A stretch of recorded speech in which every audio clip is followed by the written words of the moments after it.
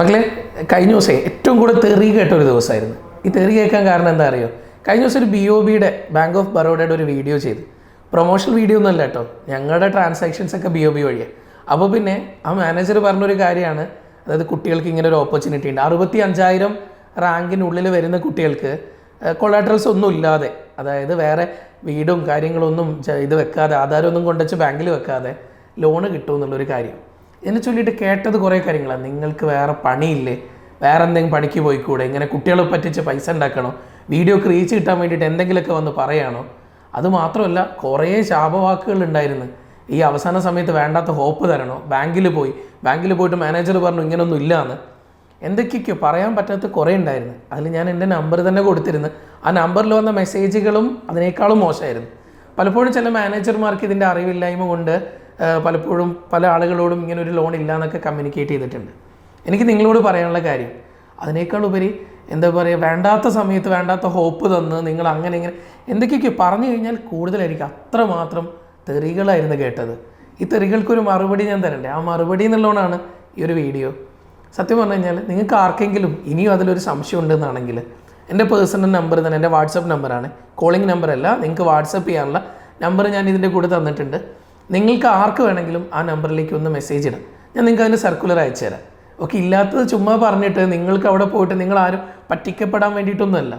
ഇത് ഞങ്ങളുടെ കുട്ടികൾക്ക് ഒരു ബെനിഫിറ്റ് കിട്ടുമ്പോൾ നാളെ നിങ്ങളും ഇപ്പോഴെനിക്ക് പൈസ ഇല്ലാത്തതുകൊണ്ടല്ലേ ഇങ്ങനെ ആയിപ്പോയത്, എനിക്ക് കുറച്ചുകൂടെ കഴിഞ്ഞ് ഇപ്പം ആരെങ്കിലും എന്നെ ഒന്ന് സഹായിച്ചിരുന്നെങ്കിൽ എനിക്ക് ഡോക്ടർ ആവായിരുന്നു എന്ന് ചിന്തിക്കുന്ന ആളുകൾ, എനിക്ക് സെൽഫ് ഫിനാൻസിങ് കോളേജിൽ പോകണം, എനിക്കിപ്പോൾ BDS വേണ്ട, എനിക്ക് MBBS തന്നെ എടുക്കണം, പക്ഷേ എനിക്കിപ്പോൾ ആരും പൈസ തരാനില്ല, ആരും എന്നെ സഹായിക്കാനില്ല, എൻ്റെ പാരൻസിന് ഇപ്പം ഈ ഇത്രയും വലിയൊരു ഫീസ് അടയ്ക്കാൻ പറ്റുന്നില്ല, അങ്ങനെയൊക്കെ ചിന്തിക്കുന്ന ആളുകൾക്ക് വേണ്ടി തന്നെയായിരുന്നു ഈ ഒരു വീഡിയോ. ഇതിന് എനിക്ക് നിങ്ങളോട് പറയാനുള്ള കാര്യം, ഞാൻ ഈ സർക്കുലർ അയച്ചു തരുമ്പോൾ ആ സർക്കുലറായിട്ട് നിങ്ങൾ അടുത്ത് ഏത് BOB ബ്രാഞ്ചാണോ ഉള്ളത് ആ ബാങ്ക് ഓഫ് ബറോഡയിൽ നിങ്ങൾ പോവാം. നിങ്ങളുടെ റാങ്ക് 65,000 താഴെയാണെങ്കിൽ നിങ്ങൾക്ക് ഒന്നും പോയിട്ട് നിങ്ങൾ ജാമ്യത്തിന് വെക്കേണ്ടതില്ല, അതായത് ഈട് വെക്കേണ്ടതില്ല. ഈടൊന്നും ഇല്ലാതെ തന്നെ നിങ്ങൾക്ക് ലോൺ കിട്ടും. അപ്പോൾ മക്കളെ, വീണ്ടും പറയാം, നിങ്ങളങ്ങനെ പോയി കഴിഞ്ഞാൽ പിന്നെ ഇതിൽ തന്നെ BPL കാറ്റഗറിയിലൊക്കെ വരുന്ന ആളുകളൊക്കെ ആണെങ്കിൽ അവർക്ക് പിന്നീട് ഗവൺമെൻറ് സബ്സിഡിയൊക്കെ കിട്ടും. അങ്ങനെ പലപ്പോഴും ലോണിൻ്റെ ഇൻട്രസ്റ്റ് ഒക്കെ കുറയുന്ന സാഹചര്യങ്ങൾ ഉണ്ടാവാറുണ്ട്. അപ്പം നിങ്ങൾ എന്തായാലും ശരി, ഇപ്പം നിങ്ങളുടെ വീട്ടിൽ നിന്ന് ഫസ്റ്റ് എമൗണ്ട് ചിലപ്പോൾ നമ്മൾ അടയ്ക്കേണ്ടി വരില്ല. ഇപ്പം നമുക്ക് ഫസ്റ്റ് അലോട്ട്മെൻറ്റിൽ നമ്മൾ സെലക്റ്റഡ് ആയി, നമുക്കൊരു സെൽഫ് ഫിനാൻസിങ് കോളേജിൽ കിട്ടി. ആ സമയത്ത് നമുക്ക് എല്ലാവർക്കും അറിയാം, ആ സെൽഫ് ഫിനാൻസിങ് കോളേജിൽ വരുന്ന ഫീസ് ചിലപ്പോൾ 8 ലക്ഷത്തിനും 9 ലക്ഷത്തിനും ഇടയിലുള്ളൊരു ഫീസായിരിക്കും. ഈ ഫീസ് നമ്മൾ എൻട്രൻസ് കമ്മീഷൻ്റെ അക്കൗണ്ടിലേക്ക് നമ്മൾ അടയ്ക്കണം. ഈ എമൗണ്ട് അടച്ചതിന് ശേഷം മാത്രമാണ് നമ്മൾ ഒരു കോളേജിൽ പോയിട്ട് അഡ്മിഷൻ എടുക്കേണ്ടത്. അത് നിർബന്ധമായിട്ടും ആ ഫീസ് നമ്മൾ അടച്ചേ പറ്റൂ.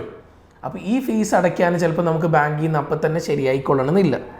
ഓക്കെ, പക്ഷേ നമുക്കിത് ഒരു സമയത്ത് നമ്മൾ ഒരാളോട് വാങ്ങിച്ചാൽ പോലും ചിലപ്പോൾ 1-2 മാസം കൊണ്ട് നമുക്കിത് കംപ്ലീറ്റ് ശരിയാവും.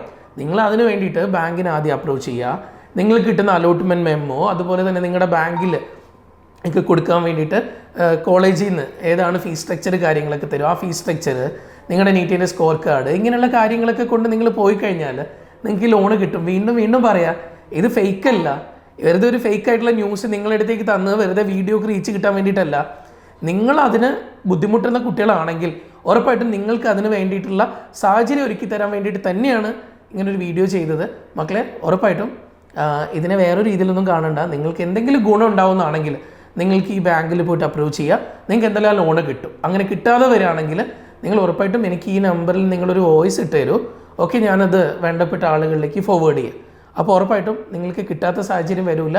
അപ്പോൾ മക്കൾ, എന്തായാലും ഈ 65,000 ഓൾ ഇന്ത്യ റാങ്ക് ഉണ്ടെന്നാണെങ്കിൽ നിങ്ങൾക്ക് എന്തായാലും ഇതിന് നിങ്ങൾ എലിജിബിളാണ്. ഓക്കെ മക്കളെ, കാണാം.